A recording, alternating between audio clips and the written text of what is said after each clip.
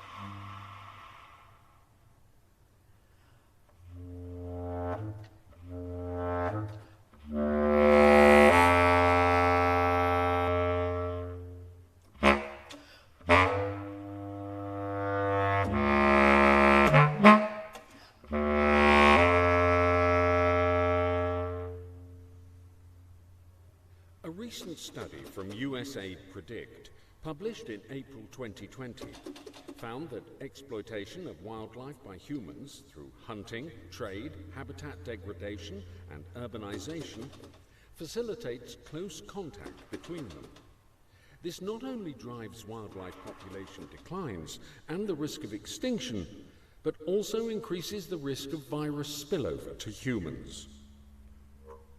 Project director and director of the Epicenter for Disease Dynamics at the One Health Institute at the UC Davis School of Veterinary Medicine, Christine Kreuder-Johnson, stated that spillover of viruses from animals is a direct result of our actions.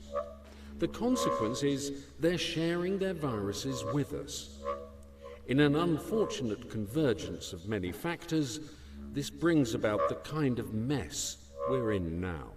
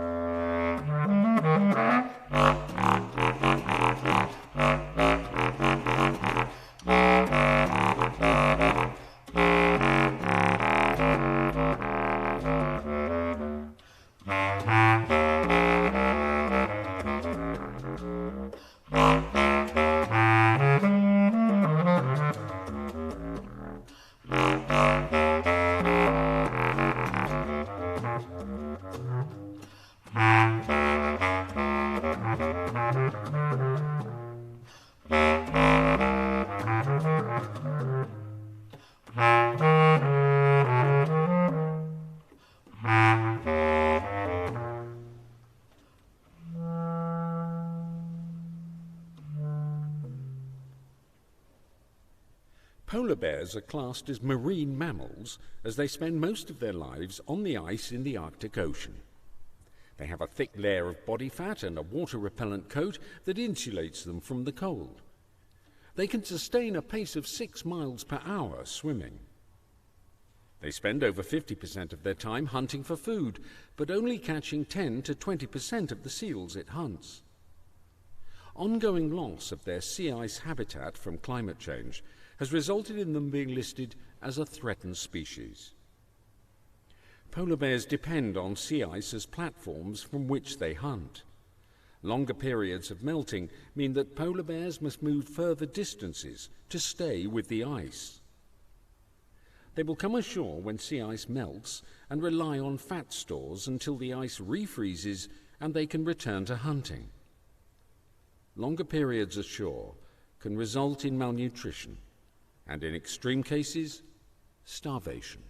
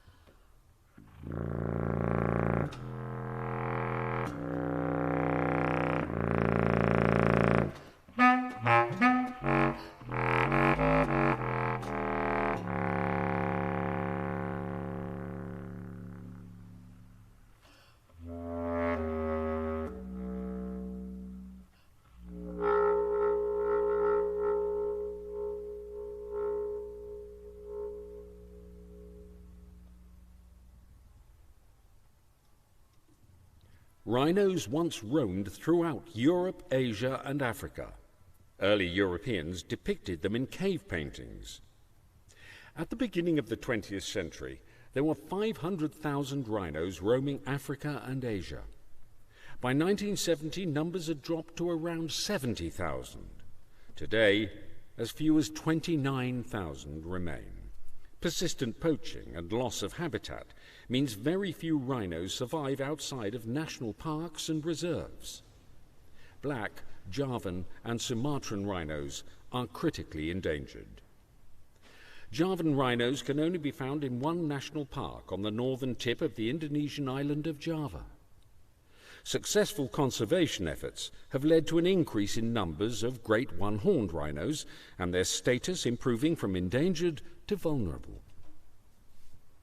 In Africa, the southern white rhino are now thriving in protected sanctuaries. However, the western black and northern white rhinos are now extinct in the wild. Poaching, driven by consumer demand for rhino horn in Asia, poses the biggest threat. It's ground up for traditional medicine or sold whole as a high-value gift. Economic development, changes in grassland composition, logging and agriculture degrade and destroy wildlife habitats. Prone to inbreeding, remaining rhinos live in fragmented, isolated areas.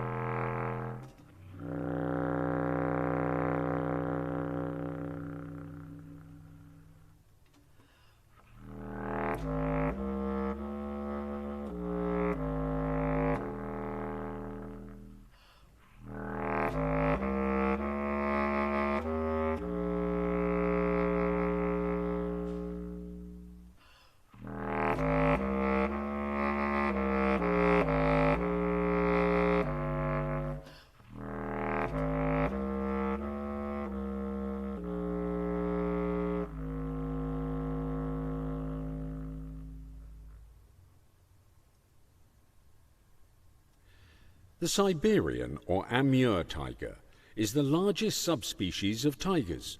They form part of the species of continental tiger found on the Asian mainland. The continental group of tigers include the Bengal, Malayan, and Indo-Chinese tigers. Their habitat extends across Asia, from the Russian Far East and mangrove forests of the Sundarbans to the lower Mekong.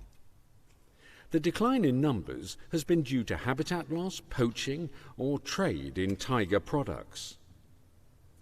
The tiger is top of the food chain in the wild, playing a critical role in the function of the ecosystem, a vital link in maintaining the rich biodiversity of nature.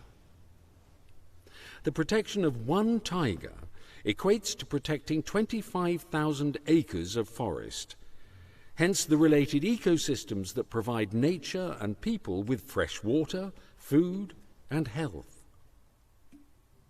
Maintaining their habitat also benefits and protects globally important species such as elephants, great one-horned rhino, and Asiatic black bears.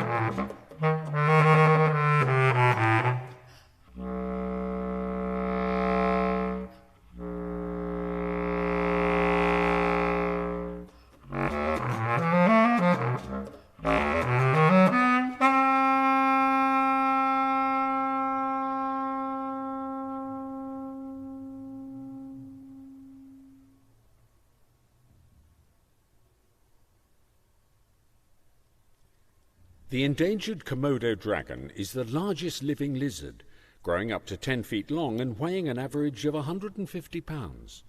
Komodo dragons are at the top of their food chain.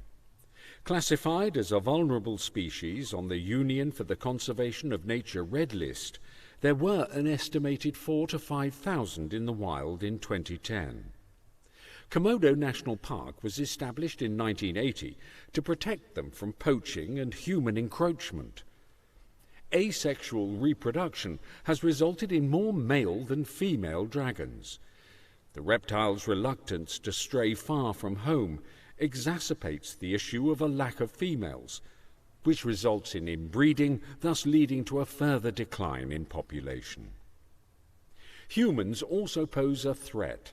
Habitat has been burned to accommodate land for other uses, and poachers target the dragon and its prey.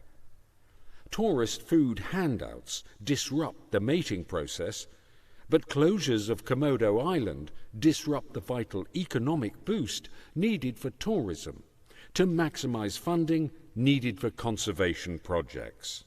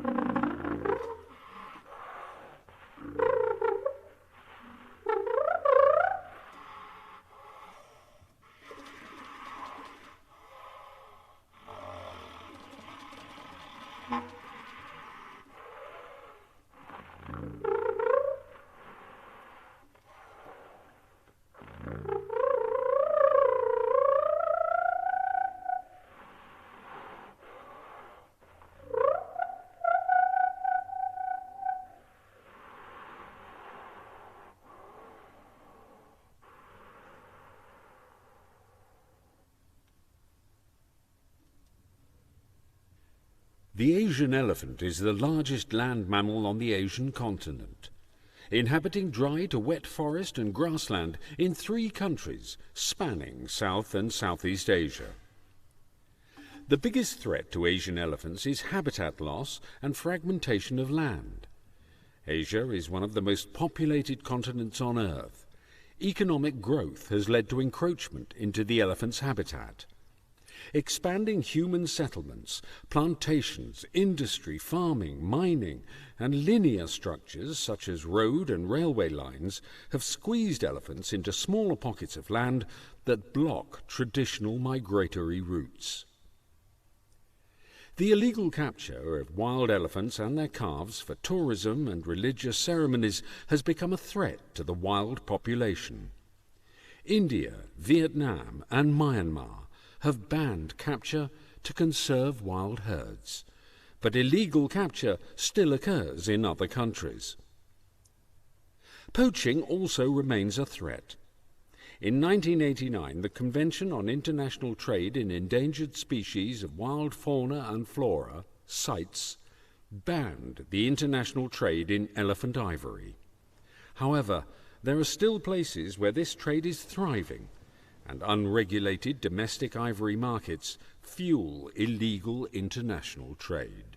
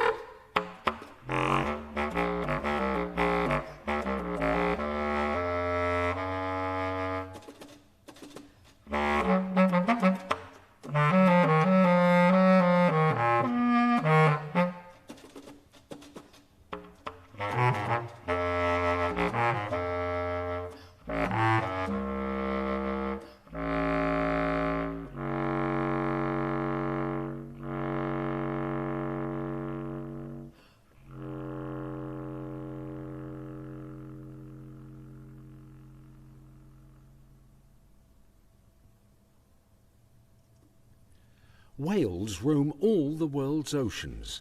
Being top of the food chain, they have an important role in the health of the marine environment. They play a significant role in capturing carbon from the atmosphere. Each great whale sequesters an estimated 33 tons of CO2, playing its part in mitigating climate change. 6 out of the 13 great whale species are classified as endangered or vulnerable, even after decades of protection. These are the North Atlantic right whale, the fin whale, the sei whale, the blue whale, the narwhale, and the beluga whale. Around 300,000 whales and dolphins are killed each year as a result of fisheries bycatch, while others die from threats such as shipping and habitat loss. Despite a ban on commercial whaling, Iceland, Norway, and Japan continue commercial whale hunts, killing 1,000 whales per year. The blue whale was nearly exterminated in the 20th century.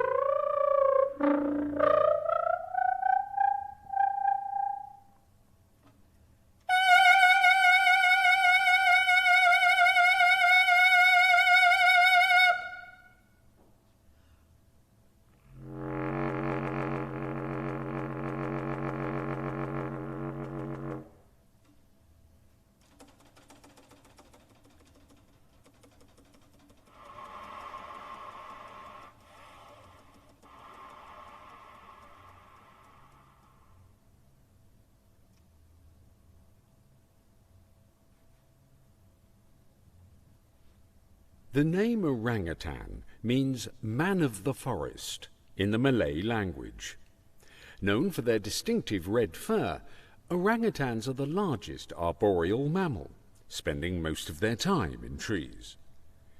These great apes share 96.4% of our genes and are highly intelligent creatures. There are 3 species: Bornean, Sumatran, and in 2017 the Tapanuli orangutan was officially announced.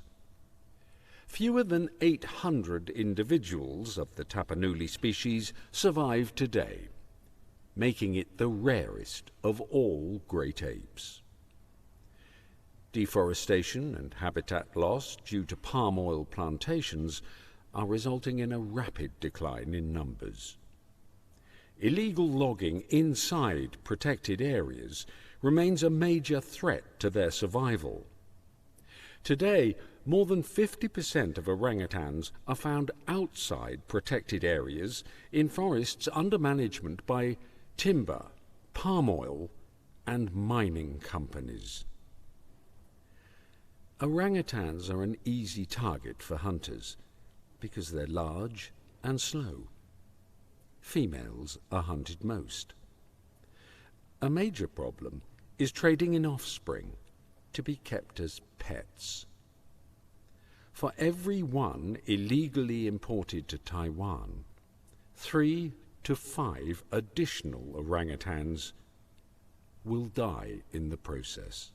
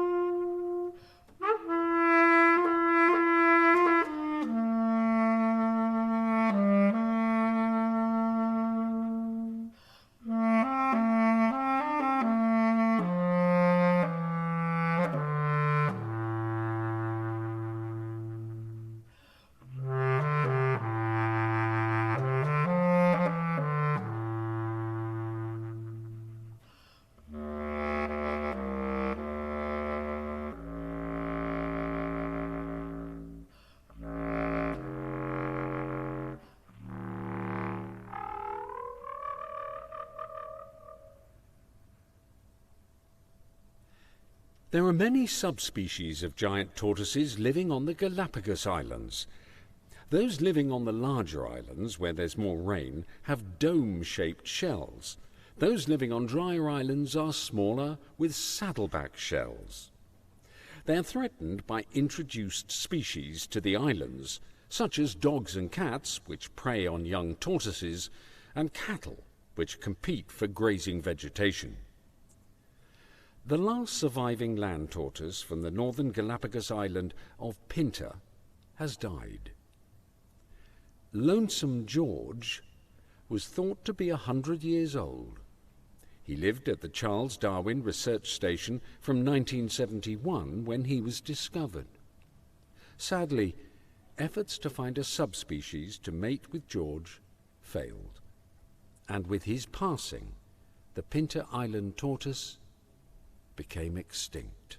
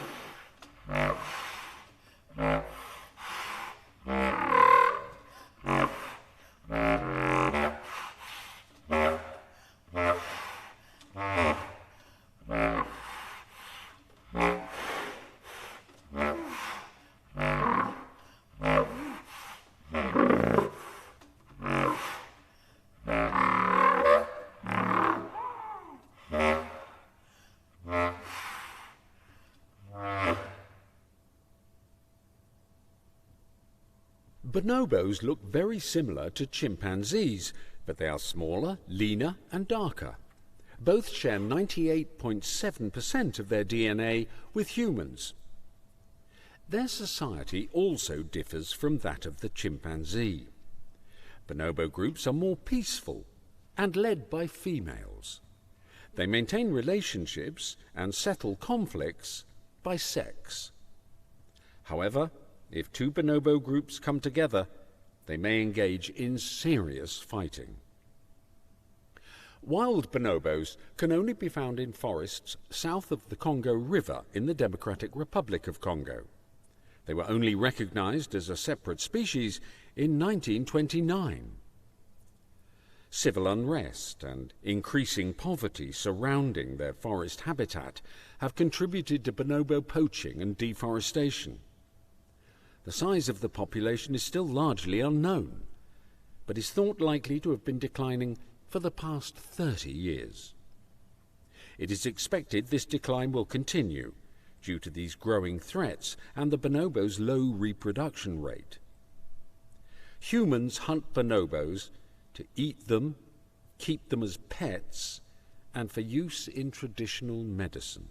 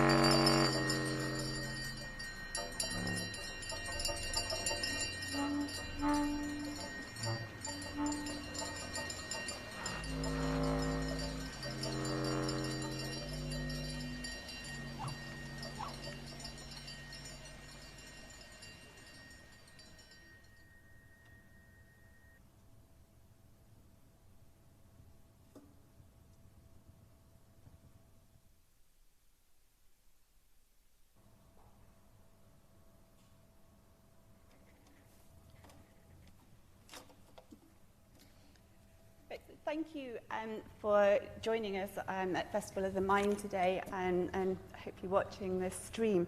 I was supposed to have some guests with me on the stage for a question and answer, but due to circumstances beyond our control, unfortunately, they've been unable to be here. So I'll be able to answer any questions that might come via questions on the chat. But I thought it might be nice just to talk a little bit about the project, and also maybe to start with thanking some key people. So first of all, the stunning visuals that you've just been watching were done by Sheffield company Peter and Paul. So thank you very much to the team there, especially Paul and Dan, who have just absolutely blown me away with what they've done. And then also I'd like to thank the voiceover on the film, which is the actor Jon Iles, who will be playing an interview with soon that I did a couple of days ago. And then all of the composers as well that you will have seen listed in the credits, but I'd like to name them as well. So the opening titles was John Stringer, and then we had Gareth Churchill, followed by Corinne Minks, Alistair Penman, Maria Radeshi, Eric Egan, Amir Khan, Eric Janssen. Then I cheekily inserted my own piece, Dan DiMaggio, Paul Vowles, and James McGrath. So huge thank you for all the composers. So I was asked earlier how the project started, so I wanted to talk you through that. So first of all, it all centred around my instrument, which is a contrabass clarinet. So this is the largest instrument in the clarinet family, and it's a bit of a rare instrument as well. So I specialise in bass clarinet, and I've always been interested in low instruments and low notes, and really wanted to go lower than what the bass clarinet could play. And I discovered a piece of music by a composer called Franco Donatoni, and just loved that piece of music, and got a really cheap contrabass clarinet on eBay that just didn't really do me any justice. And I always wanted a Selma Rosewood contrabass clarinet. So thank you very much to the Henri Selma Paris team, who actually I'm an artist for helping make it possible for me to get this glorious beast. And when I ordered it, I really didn't have much music other than this piece that I really wanted to play. There's a lot of music out there for contra, but I wanted to explore the lyrical side and also have pieces written for me. And at the same time, we nicknamed this the Beast. And so I was putting on social media, would anybody like to write for the Beast? And it became known as the Beast. And everyone started calling it the Beast. Now people call other contras the Beast, but this is the original Beast. And I had about a year to wait for this instrument. So this is where Feed the Beast came from. And it was a bit tongue-in-cheek at first. And I put a call for composers out and said, would anybody like to write me a piece, just a 3-minute maximum piece, for the contra, for the Beast, about endangered animals, or climate change and extinction. And I had about 40 pieces sent, so it's been really difficult to break it down to the pieces I chose today. And so we put them together, and I managed to do a couple of performances and record some of them. And then Festival of the Mind came up, and there was a call for proposals, and it just really kind of fitted the box. So I got in touch with Paul at Peter and Paul, and he really loves wildlife, and he's a bit of a wildlife documentary buff. And so they went for it straight away, and luckily Festival of the Mind commissioned it, and here we are. I'm absolutely thrilled with where we've taken it. So I think I'm going to take a little bit of a break, and we're going to play a short interview that I did with the actor Jon Iles a couple of days ago, where I spoke with him about the collaboration, a little bit about our work that we've done, and also just digging into the life of being a voiceover specialist. So hopefully we're ready to just head over to that.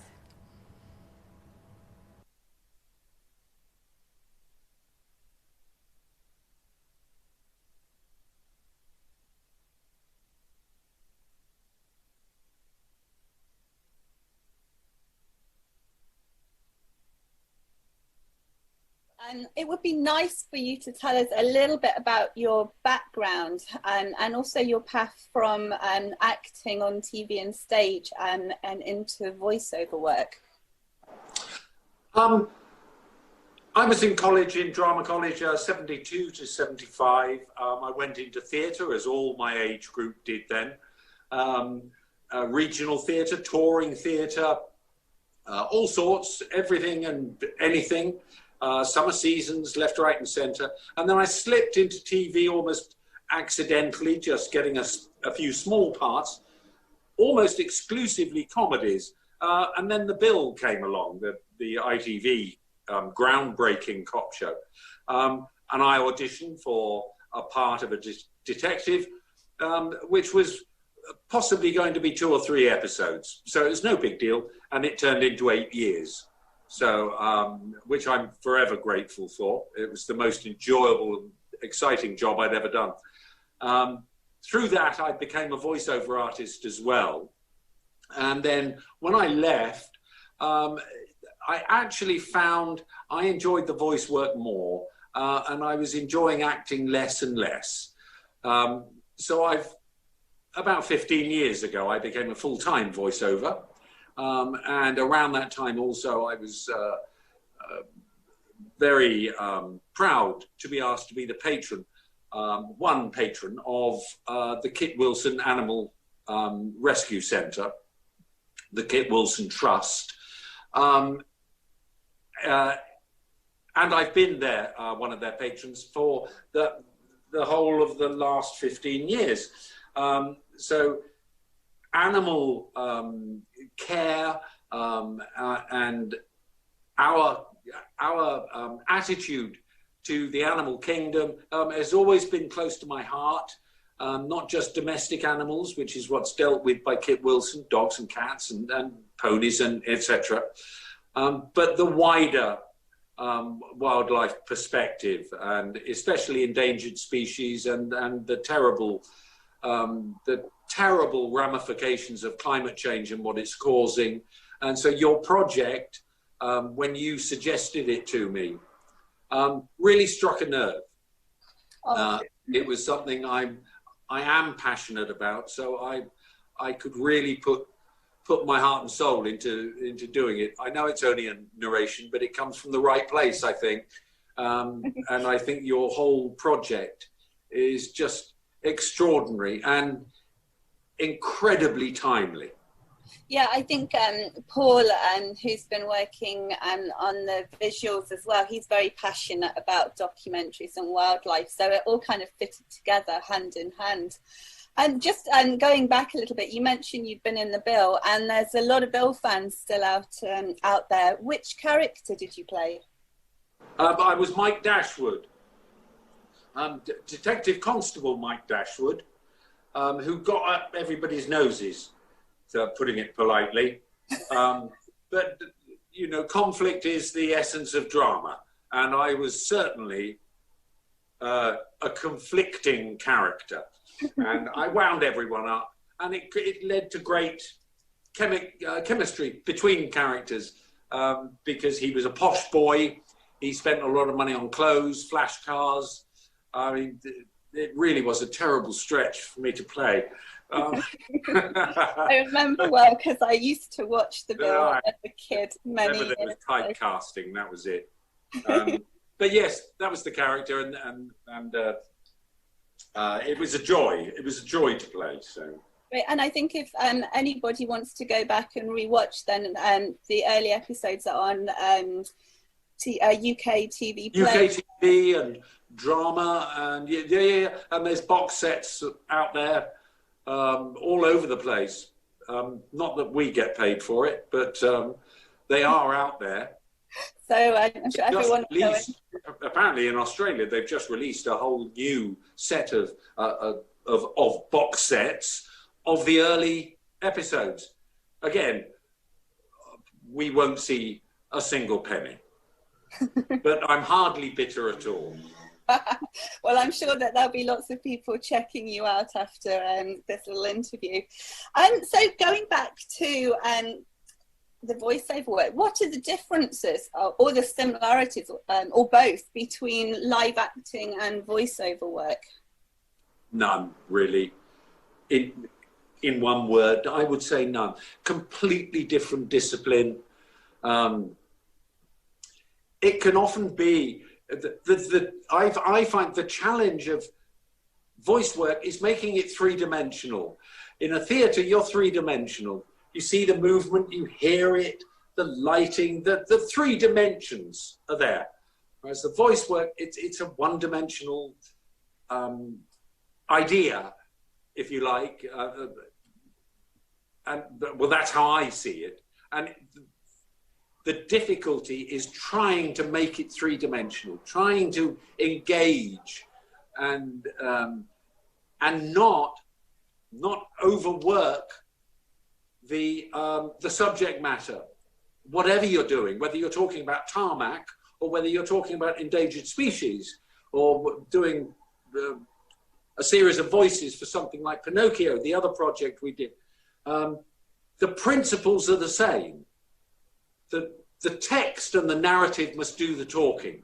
You're there to convey it as clearly and in a way that doesn't have an opinion.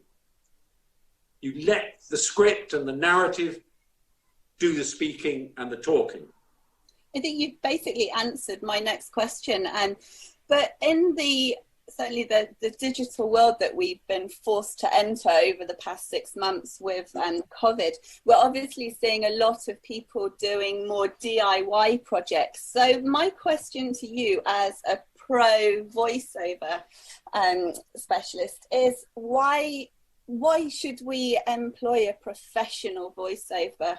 You know, what can you bring that somebody like me can't to narration? I'm not sure. Certainly experience.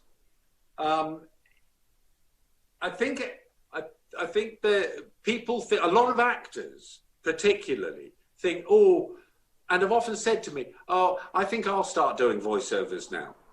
And that angers me a lot. Like, it's nothing. It's just famously referred to as it's reading out loud. And it's not. I think people have particular skills. My acting background has helped me enormously in that I can do a range of different styles, from commercial to corporate, and everything in between, really.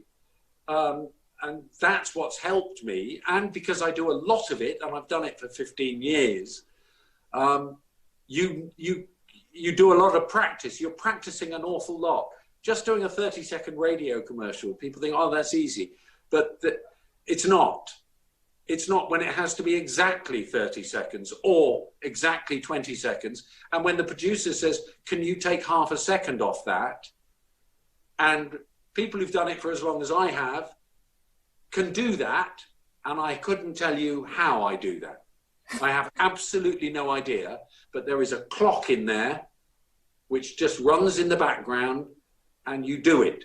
And it's things like, it's skills, it's acquiring skills within your speciality. So I wouldn't say that people who are coming into it new or different types of performer like yourself wouldn't be good at it. I think many would, but an awful lot would find it a very strange discipline. Believe me, I wouldn't be good at it. why I play my instrument. So I know when to stop. So have you heard me try to play a clarinet of any sort? I mean, well, you know, it would frighten you. It would frighten the horses. It would be, you know, so each to their own. Thank goodness we can't all do everybody else's job. It would just be hideous, wouldn't it?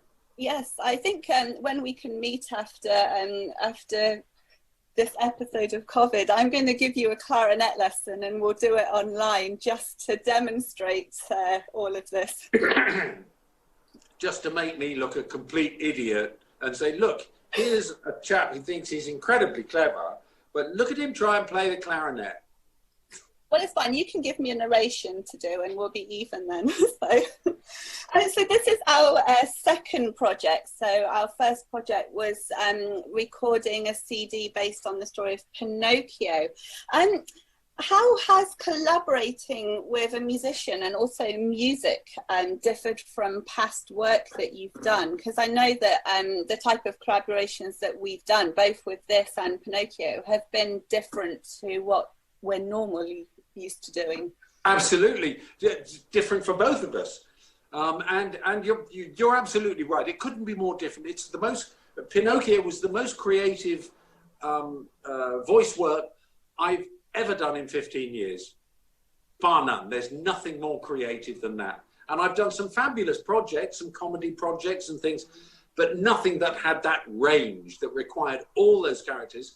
And timing with you musically was a completely different discipline and difficult, but thrilling.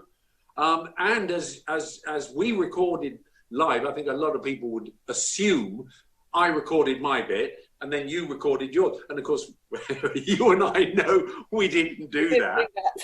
We recorded it as if we were doing a performance as much as possible. Yeah. Obviously not from start to finish, but doing that, going for every take, as it were, live in performance was thrilling. It wasn't terrifying at all. It was exciting and thrilling and adventurous, and very proud of it, as I know you are.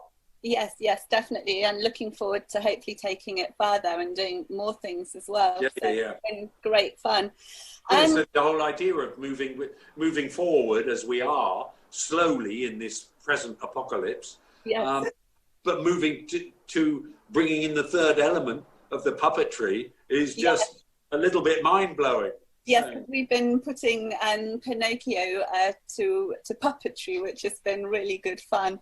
So along came the Feed the Beast project. And I just wanted to ask you how common it is for you to have an input on the script, because whilst I kind of wrote the script, I then handed it over to you to edit and to chop up. Is that something that you normally do as part of, no? Was that no, absolutely not. Sorry, sir. No, I get the script. It's either emailed to me or it's sent to a studio, and I go to the studio and I'm given the script. But there is absolutely no question, unless I spot a mistake, which is different, and I have done that in a lot of corporate stuff. And you can waste an awful lot of time actually with people who've not paid attention, haven't focused on the job. And then, because when you're reading it, you're often having to rewrite it in your head as you're speaking it. And then you get to the end and say, was that all right? And they'll go, what? You said, well, I've just rewritten that line in my head as we were going. Oh, I didn't notice. And you go, oh. But no, there is no creativity in this. Things like that. These things have all been set to strict time limits. So they couldn't ask you to be creative with it because you'd mess up all the time codes. Everything goes from time code to time code. So we work slightly So this is great. Brilliant. I'm glad you enjoyed that, because I think with the collaboration we did, it was basically, well, you recording the voiceover, and then I pre-recorded some of the contrabass, well, all of the contrabass music, and then I handed everything over to Paul for the visuals. So he kind of worked the timings of the visuals around your speech and roughly my playing, and so it's been a great challenge for me to then have to play live back to his imagery, which has been good. I can only imagine, and I have to say, excuse me, having seen the preview, the trailer, if you like, we said it when we first saw Peter and Paul's visuals, hints of their visuals, almost mood boards of their visuals. We were both blown away. And then seeing the preview piece, the visuals are just stunning. Absolutely stunning. I think it's far beyond what I ever expected. Which is, yes, I can understand that, because I was open-mouthed actually at how good they were. Just how moving it is, to be honest. It made the actual me the emotional depth of visuals is fantastic. It made me think as well about this kind of particular collaboration, and as a musician and as say a stage actor, we're often used to being the final product, but I think with this, the final product, well, you won't be aware of it until you actually see the stream of the final thing with the music and everything. And yeah, how strange is that to have, recorded something, but you don't actually know what it's going to look like, or... It's completely new ground. It would be like doing a play and everyone rehearsing their bits separately in separate rooms, and then on the first night the curtain goes up and all the actors come on stage together and then put it all together, and then you go off stage and go, oh, that was quite good, that worked rather well. But I mean, it's unheard. You never do it. Well, this is the same. It's like we've never been in a position where all the elements have been together at the same time, and so I had to look through it. So it'll be as new to me as it is to the audience streaming it, because I'll be a member of the audience streaming it for the first time and seeing the three elements combined. Together. Be great, yeah. Yeah, no, I'm looking forward to it. So I think that was really my final question, and just to say a huge thank you for being part of the project. No, thank you for asking me. It's been great. And I'm sure that we'll be doing a lot more again. So thank you very much. Thank you, Sarah.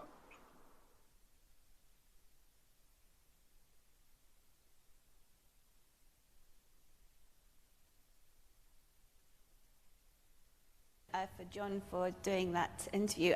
We just have a few questions that have come in on the chat, so I'll briefly just answer those to finish with.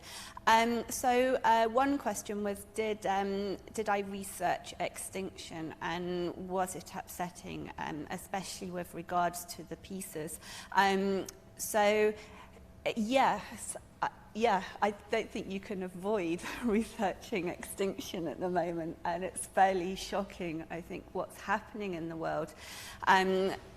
For me, one of the things that really struck me was that I found this piece of research from the USAID project about virus spillover, and it was about the time when we were going into lockdown, and I knew that we were going to be doing this Feed the Beast, and so I got in contact with the researcher over in the US and told her about the project, and she was really thrilled that we mentioned the project in the opening of Feed the Beast. So thank you to Christine Croyder-Johnson for that. Just really grateful that you let us include your research, and as she said, it's great when you can link extinction and virus spillover, and all these important issues to music, because it suddenly helps to reach a lot of people. So yeah, I guess we're all finding it upsetting at the moment because we're all learning so much week by week. So the composers, they went about it in different ways. So some composers knew which animals they were going to write about. For instance, the Siberian tiger and the polar bear, they were really specifically aimed at animals, and the bonobo as well. And other composers wrote a more general piece, and when I knew I was going to program their pieces, I messaged them and said, which animal would you like your piece to represent? And so that's really where we got to the collection that we have now. I wrote Rangtang, which was the orangutan one, and I did that based on the Iceland advert, actually, that came out on telly last Christmas, and that just really grabbed me, the plight of the orangutans and the palm oil issues.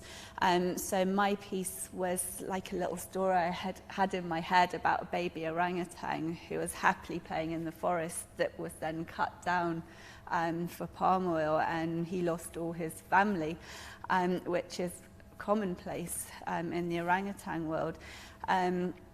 So that's kind of how all of the pieces came together. There was a question here, what was your favourite piece to write, compose, I guess, perform? And to be honest, I really don't have a favourite.